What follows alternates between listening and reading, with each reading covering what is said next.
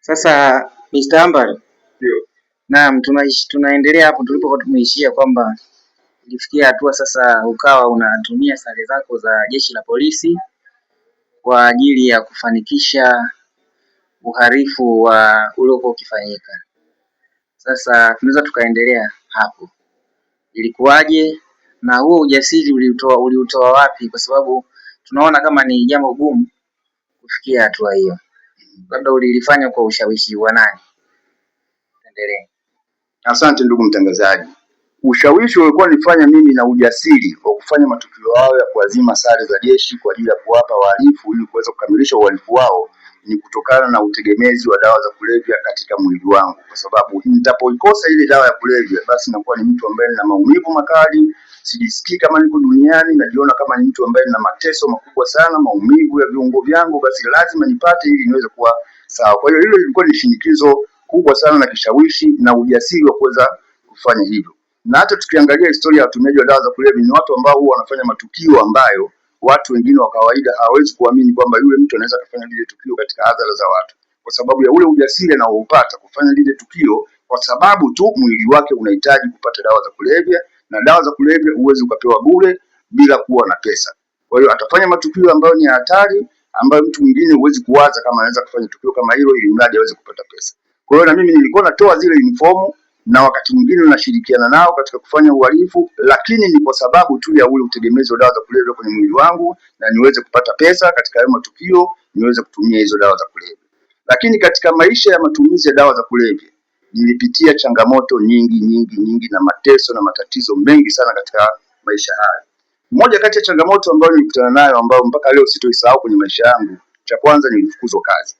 Na nilifukuzwa kazi kwa sababu ya matukio ya kushirikiana na wahalifu kwa kuwapa sare za polisi na kwenda kufanyia matukio. Kuna vijana mmoja fulani ambao ni wafanya biashara ambao walitokea Nigeria na wakaja hapa Dar es Salaam, na huyu mtu ambaye ni kiongozi wa huo msafara alionishawishi mimi kushirikiana nao kwa ajili ya kuwapa zile sare. Anajuana na wahalifu wengine ambao ni wakubwa kama nilivyotangulia kusema. Wale wa Nigeria walitokea Nairobi, Kenya, wakaja hapa Tanzania, wakawasiliana, wakakutana, wakatoa order. Walikuwa wanahitaji zile gari, zilikuwa zinaitwa Mitsubishi Intercooler. Kipindi hicho ndo zinatoka na zilikuwa zina hit sana, watu wengi walikuwa wanazipenda hizo gari. Kwa hiyo wale wa Nigeria walipita kwenye kanisa moja mkoa wa Morogoro, wakalikuta lile gari la Intercooler lipo pale kwenye ile kanisa, na lile gari lilikuwa ni la mchungaji ambaye alikuwa ni mzungu Norway. Kwa hiyo wale wakampa taarifa yule kiongozi wa msafara wa wahalifu kwamba bwana, sisi tunahitaji gari aina fulani, lakini tumeiona iko sehemu fulani. Kwa hiyo tunahitaji ile gari kwa namna yoyote ile tuweze kuipata, na itakapopatikana basi popote pale ifikishwe na mtupe taarifa, sisi tutaifuata, tutaichukua, tutavuka nayo, tutaondoka nayo. Kwa hiyo yule kiongozi wa msafara, yule mhalifu mkubwa akaniita, akanipa hiyo taarifa, bwana, tuna kazi tunataka twende tukafanye Morogoro, tuazime pea 3 za uniform, alafu tutakaporudi tutakuona. Mimi sikupinga na nikapewa kianzio, kwa sababu wale wa Nigeria walitoa advance ya kwenda kufanya ile kazi kule Morogoro na wale wahalifu kwa ajili ya kuwasaidia mafuta na vitu vingine. Na wakati huo huyu mhalifu mkubwa alikuwa na gari fulani aina ya Jeep. Ile Jeep ilikuwa imenunuliwa kwenye mnada wa jeshi Lugalo. Kwa hiyo yeye akaja akaitengeneza, akairekebisha, akawa anaitumia katika matukio yake mbalimbali ya kihalifu. Kwa hiyo ile gari ya Jeep ndio ilitumika kwenda kufanya uhalifu pale kwenye ile kanisa Morogoro. Kwa hiyo niliwapa uniform pea 3, lakini pia yule kiongozi wa ule msafara, kwa sababu ni mhalifu mkubwa, alikuwa na radio call ambazo zilikuwa zinatumika na jeshi la polisi, ambapo yeye ile radio sijui alifanyia vitu gani, ambapo mawasiliano ya jeshi la polisi yanaingia kwenye ile radio na unasikia, lakini wewe huwezi kaongea kwenye ile radio, askari wengine wakaweza kusikia mawasiliano yako katika ile radio, jinsi ambavyo walikuwa wameifanya kiteknolojia. Kwa hiyo niliwazima zile uniform na wakaondoka siku wakaenda Morogoro kwa ajili ya kufanya hiyo kazi. Mimi nikiwa sina hili wala lile, naendelea tu na kazi zangu nikiwa kama mlinzi wa marehemu Idris Abdulwakili ambaye alikuwa ni rais mstaafu wa Zanzibar, alikuwa anakaa maeneo ya Kawe. Ndio lilikuwa lindo langu kubwa. Kwa hiyo wao wakaenda kufanya lile tukio, lakini kwa bahati mbaya walipofika katika lile kanisa, getini kuna mlinzi ambaye ni askari wa mgambo. Walipoona zile uniform za polisi, na wao baada kujitambulisha kwamba ni askari wa polisi ambao wanatoka kituo cha kati Morogoro, na wamekuja kwenye kanisa kwa ajili ya lengo la kukamata ile gari Intercooler ambayo iko kwenye parking, kwa sababu inaonekana kwamba ina matatizo. Lakini sasa wakao wamemdhibiti yule askari mgambo asiweze kupiga simu kwa mwenye gari, asiweze kufanya mawasiliano yoyote na wala asitoke kwenye kile kibanda mpaka wao wakamilishe kutoka na ile gari. Walifanikiwa kutoka na ile gari, na walipotoka pale getini wakaingia kwenye ile gari wote watu wanne wakaondoka. Wakati huo jipu ilikuwa imewekwa sehemu nyingine kabisa, pale walikwenda tu na miguu. Kwa hiyo wakaenda kule, ilikuwa imewacha jipu, wakapanda kwenye jipu na ile Intakula akapanda, yule kiongozi wa msafara akatangulia na ile jipu ikawa inafuata nyuma. Sasa yule askari mgambo baada ya kushtuka akasema, hawa kama wametumwa kuja kukamata ile gari na matatizo, je, mwenye gari mbona hawajamkamata? Ndipo aliponyanyua simu akampigia muhusika mwenye hilo gari ambaye ni mzungu Mnorway kama nilivyosema mwanzo. Yule Mnorway akasema kwamba mimi gari langu halina shida, limetoka Norway, gari ni mpya na ina vibali vyake vyote, halina tatizo. Au askari imekuwaje? Ikabidi yule Mnorway akaenda mpaka kituo cha polisi Central Morogoro kwenda kutoa taarifa kwamba kuna askari wametoka hapa kituoni na wamekuja kanisani, wamechukua gari yangu Mitsubishi, wanasema kwamba ina matatizo na mimi vibali vyake vyote ninavyo hivi hapa. Ikabidi pale waanze kulizana kuna operation gani ambayo imetoka kituoni kwa ajili ya kwenda kwenye ile kanisa pale la wale wa Kristo pale na kwenda kuchukua lile gari. Na hilo gari hapa mbona halijaletwa? Pale askari polisi kwa sababu ni wazoefu wa matukio ya kihalifu wakaamua kutoa taarifa kwenye patrol zote ambazo zinatoka barabara kuu za Morogoro kwenda kwenye mikoa mingine, kuhakikisha kwamba hiyo gari kama itakuwa imeibiwa basi isiweze kufika mbali, iweze kukamatwa. Kwa hiyo wale askari kama nilivyosema mwanzo, walikuwa na huyu kiongozi wa msafara alikuwa na radio call ambayo inaingia mawasiliano ya jeshi la polisi, lakini yeye hawezi kuzungumza kitu kwenye ile radio na polisi kule idara ya mawasiliano wakaweza kupata hayo mawasiliano ama askari wengine, ila yeye anapokea mawasiliano yote kutoka, akawa anasikia jinsi gani zile patrol zinapopewa order kutoka kituoni kwamba zifuatilie njia kuu zote ambazo zinatoka mkoa wa Morogoro kuhakikisha kwamba kuna gari aina fulani itakuwa imeibiwa, basi itakapopatikana popote ikamatwe na wahalifu waweze kufikishwa kwenye mikono ya sheria. Wakati wanaondoka, huyu kiongozi wa msafara yeye alikuwa anaendesha ile Intakula ambayo iko mbele, jipu ikiwa nyuma. Jipu nyuma ilikuwa ina watu watatu na yeye alikuwa ni mtu wa nne yuko kwenye ile Intakula. Kwa hiyo huku nyuma kwenye hii jipu wawili wako mbele, mmoja yuko nyuma. Sasa katika zile purukushani za kukimbizana, huyu alikuwa amekaa nyuma, kwa bahati mbaya mikono yake ikawa imeloa jasho. Na ile jipu kama unafahamu nyuma kuna bomba tu ambazo zimeshikilia bodi. Haina bodi kusema kwamba ni kama hizi gari zingine za saluni, ina vyuma kule nyuma. Kwa hiyo baada ya baada huyu mhalifu mkubwa kuona kwamba sasa tunakaribiwa kufikiwa na hao askari polisi, na wakitufikia hapa aidha tukauawa au tunaweza kutokea jambo lolote ni la hatari, cha kufanya hii gari tuliache sisi tuendelee kukimbia na gari yetu, ili wao watakapofika waikute gari yao na wasiendelee kutufuatilia. Akapaki ile gari pembeni ya barabara, akashuka akaja kwenye jipu yeye kiongozi wa msafara. Kwa hiyo yule mmoja alikuwa amekaa mbele kwenye jipu, akashuka akampisha yeye akae kule mbele kwa sababu ndio bosi. Sasa wakati gari ya jipu inasimama, ilikuwa imesimamia kwenye gia. Gari ilikuwa imesimamia kwenye gia. Hivyo wakati kiongozi wa msafara alipomaliza kuingia kwenye gari, dereva akaondoa gari. Katika kuondoa ile gari kwa kasi na gari ikiwa kwenye gia, jinsi inavyoondoka inakuwa na mshtuko.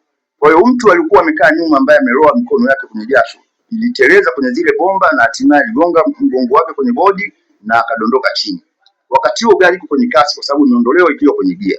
Gari imeshafika hatua mbali kidogo, ndio huyu ambaye mmoja aliokaa nyuma ambaye alishuka mbele anagonga bodi kuwapa taarifa, bwana kuna mwenzetu mmoja amedondoka kule ili turudi tumfuate. Sasa kutokana na ule umbali wa yule alipodondokea na mawasiliano jinsi ambavyo yanazidi kuhamasisha kwamba hawa askari muda wote wanafika karibu, na kwa bahati nzuri kipindi hicho jeshi la polisi walikuwa wanatumia gari aina za gofu, zile gofu ndogo zile wenyewe walikuwa wanaziita kunguni, zinakimbia vibaya sana zile Volkswagen. Kwa hiyo alivyoona kwamba tukirudi tena kule nyuma tumfuate ule tutoke, tunaweza tukakutwa pale. Cha msingi sisi tuendelee na safari, na kweli ndio ilichokifanya, na ndio ilikuwa kosa kubwa sana, likapelekea madhara pia kwa watu wengine. Wao waliondoka muda si mrefu, askari wale wakawa wamefika pale na gofu, wanamkuta yule mtu ambaye alidondoka pale, mmoja kati ya wahalifu anajikumuta vumbi, yaani kama vile mtu amepigwa na mshangao fulani, wenzake wameshakimbia na hana pa kwenda na njia barabara anaiona na anasema kukimbilia. Mara askari wakamfikia wakamweka chini ya ulinzi. Baada ya kumweka chini ya ulinzi wakaanza kumhoji, wewe vipi, kulikoni, mbona uko hapa na uko kwenye hali kama hiyo? hana cha kuzungumza. Hao askari wakaona huyu anaweza akatupa maelezo zaidi kuhusiana na wizi wa ile gari, na gari kweli inaonekana haiko mbali sana na yeye alipo. Wakaona huyu atakuwa anahusika, basi walichukua ile gari Mtakula, wakamchukua na yule mhalifu, wakamfunga pingo, wakampeleka mpaka Central Morogoro. Mimi sina habari, sina hili, sina taarifa yoyote. Kwa hiyo wale watatu wakafanikiwa kukimbia, wakarudi mpaka Dar es Salaam. Na wakati huo wale wa Nigeria walikuwa wamepanga, kuna hii hoteli hapa inaitwa Bondeni Hoteli ambayo ilikuwa hapa Magomeni. Ndio walikuwa wamepanga pale, wanasubiri wapewe taarifa kwamba mzigo umepatikana, umewekwa sehemu gani, ili wao wamalize biashara yao, waende wakachukue ile gari waondoke nayo. Kwa hiyo wakati nikiwa sina taarifa yoyote, yule mmoja ambaye alikamatwa Morogoro akaanza kuhojiwa kwa kufanyiwa wanasema torturing. Wanahojiwa huko wanafanywa torturing ili polisi waweze kupata taarifa kuhusiana na wizi wa ile gari na watu waliohusika katika wizi wa ile gari. Kwa kweli kutokana na maumivu, yule mhalifu alishindwa kuvumilia na akaanza kutaja moja baada ya lingine kwamba sisi tumetokea Dar es Salaam na tulikuja tukiwa wanne, na zile uniform ambazo tulikuwa tumevaa, kuna mtu ambaye huwa sisi anatuazima kwa ajili ya kwenda kufanyia uhalifu. Wale askari wakasema sasa ni Dar es Salaam. Ndio asubuhi tu wale wakaamka, polisi wakafanya msafara wao, wakatoa taarifa Central Police kwamba bwana, tunamshikilia mhalifu mmoja ambaye ametaja alikuwa na wenzake ambao wametokea Dar es Salaam. Kwa hiyo tunakuja, tunataka ushirikiano ili tuweze kuwapata hao wahalifu. Kwa bahati mbaya, siku ambayo wao wamefika Central na wameshatoa taarifa, wanaye yule mhalifu wao kwenye gari. Wakatoka safari ya kwanza, wanamfuata mkuu wa msafara ambaye ndio bosi, mhalifu mkubwa. Yeye alikuwa na duka lake la kuuza hizi spare za vifaa vya umeme, hizi mota kubwa za kuendeshea mashine na vifaa vingine vya umeme. Anatoka ofisini kwake dukani kwa ajili ya kwenda kuwapa taarifa wale wa Nigeria kwamba bwana, ile biashara imeshindikana, imekuwa hivi. Anatoka tu dukani kwake na gari ya polisi inasimama mlangoni kwake. Yule mhalifu alikuwepo ndani ambaye alikamatwa Morogoro, akawaambia askari, bwana, yule bwana mkubwa yule pale. Kwa hiyo askari wakashuka, wakamtarget, wakamkamata, wakamuingiza kwenye gari, wakampeleka Central Police, akahifadhiwa kwanza. Mwingine akatajwa, huyu mwingine anakaa Vingunguti, ambaye ni dereva sasa, ambaye anaendesha jipu kwenda Morogoro. Huyu anakaa Vingunguti. Wakaenda mpaka nyumbani kwake Vingunguti, na kweli wakamkuta bwana mkubwa yuko uani, ameshashiba ugali wake, naye pia akakamatwa. Mwingine anakaa Buguruni. Wanne huyo wakaenda wakamchukua, na yule wanne wakawa wamekamilika wote. Sasa katika mahojiano na torturing ambazo walikuwa wanafanywa, askari polisi walikuwa wanataka kupata jibu la ni askari gani ambaye alikuwa anawazima zile uniform kwa ajili wao kwenda kufanyia uhalifu. Na kama hawataki kutaja, na maana kwamba watapoteza maisha yao, kwa sababu inawezekana zile uniform walimpora askari polisi na pengine walimjeruhi ama walimuua, ndio maana hizo uniform wao wanazo. Kwa hiyo kutokana na ile torturing ambayo walikuwa wanapewa, ikabidi kiongozi wa msafara ajilipue. Sema bwana, kuna askari anaitwa Ambali Famili yuko kwenye kituo cha Oysterbay, yeye ndio huwa anatuazima sisi kwa ajili ya kwenda kufanyia matukio yetu. Mimi sina habari, sina hili wala lile. Asubuhi pale polisi wakaita waandishi wa habari pale Central, wakarekodiwa, wakapigwa picha, taarifa zikasambaa kwa umma, lakini mimi sina taarifa kwa sababu sifuatilii taarifa kutokana na matumizi ya dawa za kulevya. Vile vitu vya muhimu mimi kwangu vilikuwa havina umuhimu, kwa sababu kufuatilia taarifa ni kitu cha muhimu, lakini mimi nilikuwa sifuatilii. Na hatimaye wale OCD wa Central akatoa taarifa kwa OCD wa Oysterbay kwamba kuna askari fulani bin fulani, kama yupo hapo kwenye kituo chako tunamhitaji kwa sababu ameshiriki katika matukio ya kihalifu, na wahalifu wamemtaja kwamba yeye ndio anawazimaga uniform kwa ajili ya kufanyia huo uhalifu. Wakati huo nakumbuka RPC wa mkoa wa Dar es Salaam alikuwa ni Mheshimiwa Alfred Gewe, ndio alikuwa RPC. Basi ile oda ilipotoka, mimi asubuhi naingia Oysterbay kwa ajili ya kusaini pale CRO ili niweze kwenda kwenye lindo langu. Wakati huo kumbuka nilikuwa namlinda Mheshimiwa Idris Abdul Wakil. Nimaliza kusaini CRO niende Amali kwa ajili ya kuchukua silaha niweze kuelekea lindoni kwa ajili ya kumtoa mwenzangu ambaye amekesha. Na wakati nafika CRO kwa ajili ya kusaini, nakutana na RICM, msimamizi wa kambi ya Oysterbay. Akanisalimia, bwana Mbali, habari za asubuhi. Nikamwambia sijambo afande. Akaniambia baada ya kumaliza kusaini na kuhitaji ofisini kwangu. Wakati huo kumbe tayari taarifa zilisha leak na ninasubiriwa kama vile sijui kitu gani. Mimi sina habari.